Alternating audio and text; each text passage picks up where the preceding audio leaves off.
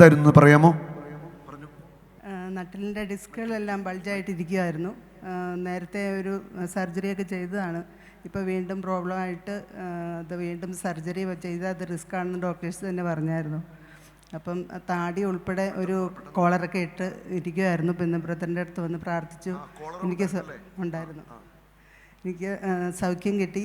യേശുവെ നന്ദി, യേശുവെ സ്തുതി, യേശുവെ ആരാധന. അതായത് കഴുത്തിന് ഇങ്ങനെ രണ്ട് സൈഡിലും കോളർ കൊണ്ടുവന്നിട്ടുണ്ടോ?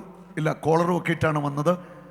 എവിടെ വീട്? എവിടെയാണ്? കോടിക്കുളത്ത് നിന്ന് വന്ന രാവിലെ തന്നെ കർത്താവ് സൗഖ്യം കൊടുത്തു. കോളറൊക്കെ മാറ്റി അത്ഭുതമായിട്ട് കർത്താവ് തൊട്ടു. യേശുവിന് മഹത്വം.